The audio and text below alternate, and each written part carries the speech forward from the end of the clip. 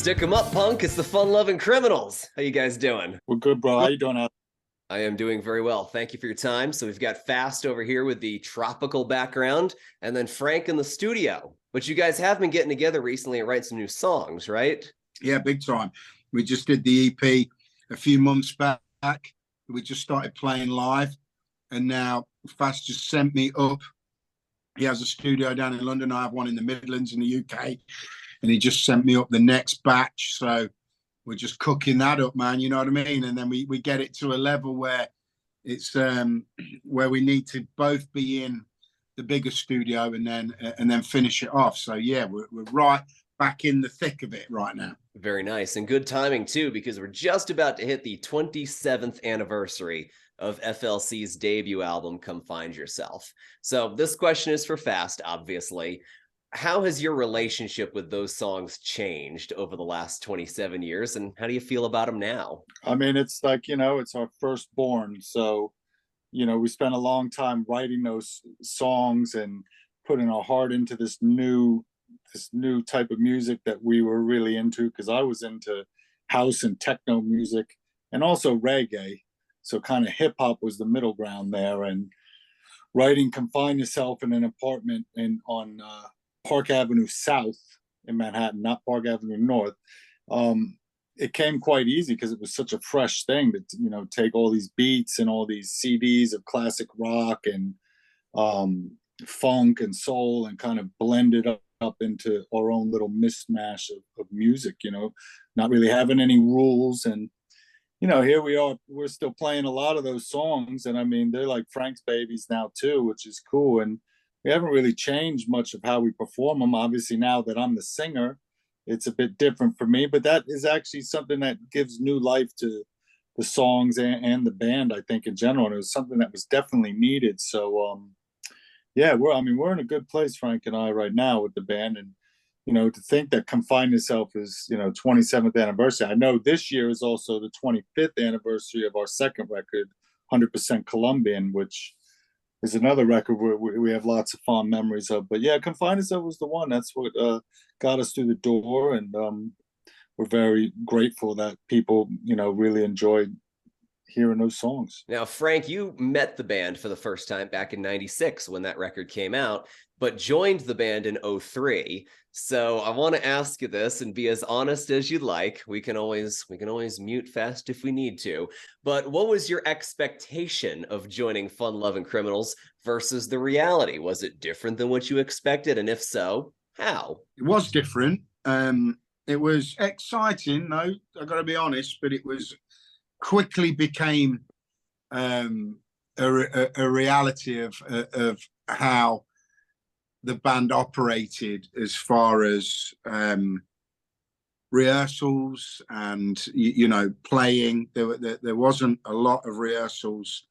I was expecting probably months of rehearsals in a really fancy studio and what have you, but I was in this dark, dingy room for about 4 days, and the lads come in on the last day, and then the next minute we were on a stage in front of 30,000 people in Turkey. So it was very, very fast, and you had to get your chops up pretty quick. It was an experience. It's so long ago. We were buddies first for many years, and he came to New York to record with his bands. And when he joined the band, he was working as a drum tech for the third drummer, Mackie, because we've had a couple drummers in for sessions and stuff. But he knew all the music, everything, which was great. And I remember it was on a September tour, probably in 2003, soon after he joined, and there was a big bust up, because there always were big bust ups.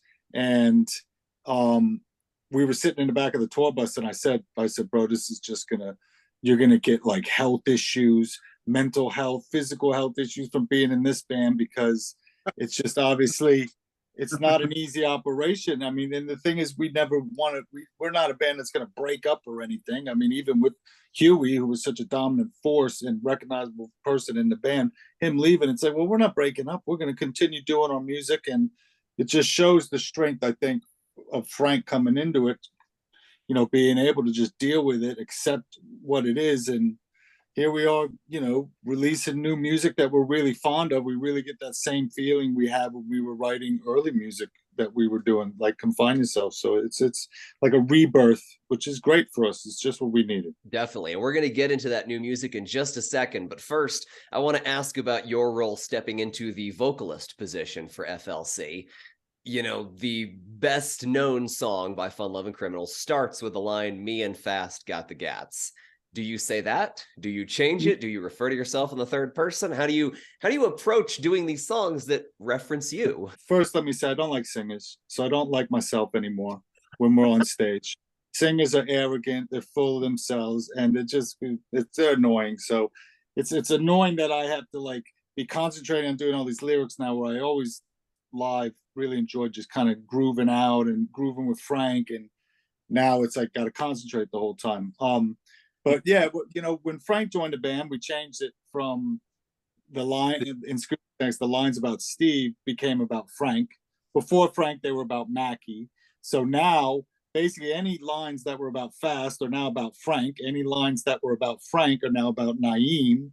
And I mean, I got to be honest, though, it even goes deeper. There's songs where there's line, like in Smoke 'Em, the start of the second verse is me and my Les Pauls out dropping science. And I changed that to me and my Rhodes because I don't play guitar. There's little things there. There's a line in one of the songs where Huey used to say, "Sugar's got my back," and I just say, "Lola's got my back," which is my dog. So there's little things there that just could have easily said Sugar and all that, but and I don't know how, when we do the song Sugar, when we start playing that song in the fall, Frank, we're gonna have to just, I don't know, figure that one out. Basically, we didn't want to get another Huey. We didn't want to get this singer, something to get someone who's going to come in and kind of have their own. It had to stay within where Frank and I are sort of running stuff. And Naeem was a perfect choice because he's a hell of a guitarist. He's a professional beyond belief. And he's just a good guy and real nice to have around. So, yeah, that's where we're at now. Now, with your new record, Roosevelt Sessions, from late last year, and you've got new music on the way as well. So let's combine the two here. You have said in the past, Fast, that you like to write songs with movies playing in the background. That has obviously led to some famous lines in previous FLC releases. Is that still something you do to this day? And if so, what movies inspired your new music? I mean, the old music, all the old stuff was obviously Tarantino was such a new thing in the early 90s. And yeah. So, and we had a Laserdisc player then before DVDs and stuff. We had Laserdisc always playing, whether it was True Romance was one that was on like all the time. Laserdiscs were like $100 each. So and that's pre-inflation right there.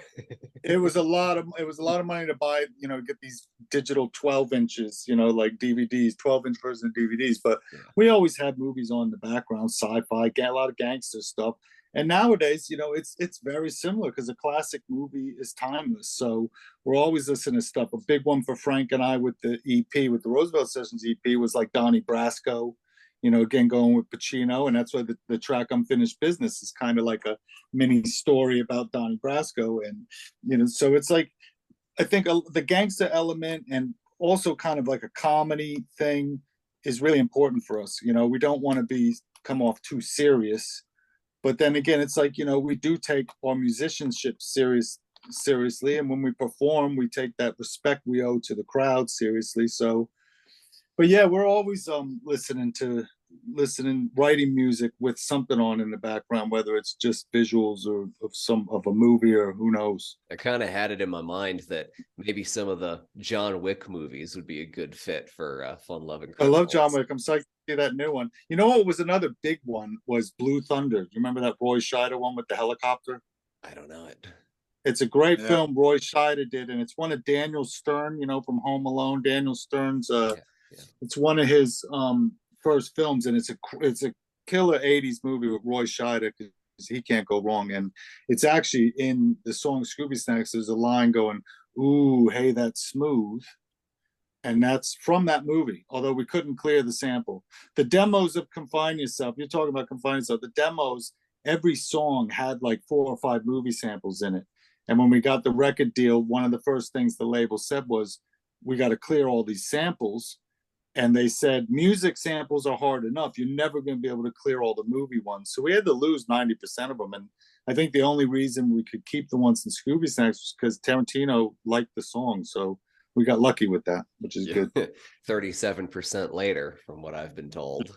But more or less, yeah. I mean, and then the guys from Love and Rockets or Tones on Tail, Bauhaus, Daniel Ash, they got a percentage. So when you guys go on tour, you've seen a lot of success outside of New York City. I mean, that's where the band's genesis sort of was. That's where a lot of the stories are based, if you will. What do you think it is about these stories that, especially 27 years later, resonate with people from places that you had never been or had only hoped to go when you were writing this stuff for the first time? Let's be honest. The majority of America don't really like New York. So New York, the Fun Lovin Criminals really bottled this amazing kind of sound that reeked of New York, canned it, and then exported it to a country that loves New York, loves the films, loves that city, loves the food, loves how so many different people are bubbling away in this city, love the hip hop, love the funk, love black music.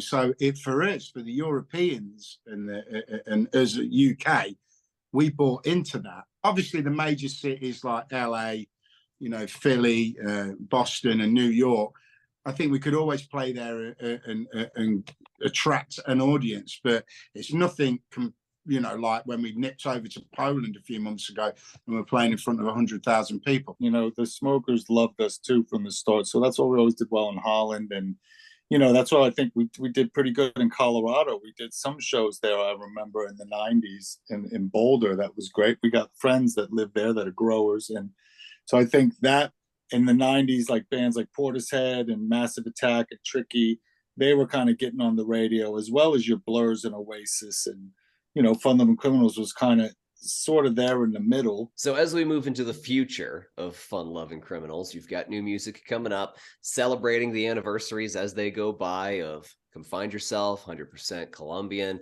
Every album has its anniversary, technically. Roosevelt Sessions EP is eventually going to have its 1-year birthday this year. So, you mark all of the milestones and you look at the career, I guess, that has spanned before you, and you look at what you're hoping to do as you move forward. What are some of the goals that you're looking to achieve with some of these new releases? The newer music is it's more about, as you get older, as far as like writing, when it comes to words and stuff like that, it seems to be you can delve it for life experiences, and me and Fast, over the years of doing this, it does leave you a little bit knocked about, with lawsuits, with lineup changes, arguments, fallouts, being ripped off, all the good stuff. When that happens, it's left us, as you get a little bit older, with certain mental health issues and stuff like that. So I do believe that some of that is bleeding in to some of our music. The way we approach that and the way that we do it is quite unorthodox, because even though it's serious subject matter, because how we're landing it, how we'll write certain choruses and verses, it can come off quite light-hearted, but as writers, it's quite deep what's behind it. Do you get me? There's a good way of we're just literally writing stuff as we speak, you know what I mean? And your real life bleeding into it. Me and Fast have got kids, we've got relationships, we have the trouble of trying to manage this and do all the admin stuff and all that. And I think great songs and great music, it comes from real life experiences. So I'm kind of liking that off the last EP. Some of it is going to bleed into this new EP, but I think moving forward, I just think it's a massive achievement for me and Fast to keep the Fun Lovin Criminals going and playing in front of like-minded people that like our music. I'm not hell-bent on stressing about bringing albums out and blah, blah, blah, blah. I just want to play for people. I'm at that point in my life where I just want to play for people and have fun, play with my two best friends, and that's it. it's a positive experience. I mean, musically, there's so many ideas that we've worked on just in the past 5 years that we never really took to that final step of getting lyrics on it and actually recording it. And it's like, without, I don't want to knock Huey, but it's like he wasn't really there. Wasn't passionate for it like Frank and I were when it came to, the touring side or being creative in the studio. And it's again a really big freedom for us where, a lot of people didn't even realize. They thought, well, how are you going to possibly do it without him? And now after we've toured for a year, people realizing, oh wait, it's actually, it sounds just as good, if not better, and it's different. But it's like, we love writing music, and we've always written the music for this band. So it's like, these new EPs, we got some good surprises. And I mean, Roosevelt Sessions, it could have been an album, but there were 4 tracks that really sounded good on their own. So it was clear that's an EP. And we have another 4 that sound really good on their own. And I think this whole EP philosophy is not really ideally how we want to do it. But like Frank was saying, we're not young kids anymore living together in an apartment and just making music 24/7. We got other things we're doing. So putting out EPs is easier. And it also kind of gives, you can still kind of keep to a concept, which is a bit easier because you don't have 8, 9, 10 songs, EPs, 4 songs, and we can put them out twice a year, which is something we're really looking forward to doing. Well, I want to wrap us up here with some low-hanging fruit, if I may, because I think that it would be in the spirit of FLC to do so. Obviously, in the song, Scooby Snacks is a reference to Valium. However, I want to ask if you have any hot takes about the new animated Velma series that everyone hates. No. Because Okay. I don't watch it. I never really watched the old one. My dog looks a lot like Scooby-Doo with her collar, but she's not a bloodhound or whatever Scooby was. But no, I mean, again, it was that song, the track when being Valium, it was all from our experience working in a nightclub. And one of the security guards would always say to people before a really tough night, usually Puff Daddy's hip hop nights at the Tunnel, he'd just go around handing them, go, Scooby Snacks, Scooby Snacks, Scooby Snack. Anyone want Scooby Snacks? So obviously then when we started doing shows and people bring us like Scooby-Doo t-shirts to sign and Scooby-Doo salt and pepper shakers, it was like, all right, that's great. But no, I haven't seen the new show, but I heard about it. But it's, You'd prefer signing like t-shirts and salt shakers over signing Valium, right? We'd sell the Valium. We'd sell that. Make no mistake. If we could sell drugs on our merch stall, buy 2 shirts, get 10 Valium. To be honest with you, our merch guy would probably take all the Valium. That'd be the problem. Yeah, that's true. Yeah, that's good. Truly, he's the Fun Lovin Criminal in Fun Lovin Criminals. I think so. I think Robbo would be very proud of that. Shout out to Robbo then. All right. Well, thank you guys for your time. Congratulations again on 27 years of being out here, making people happy with your music. And here's to 27 more. How about that? All right, cool, man. Well, thank you for your time. Really appreciate it. So stay in touch and all the best to you, bro.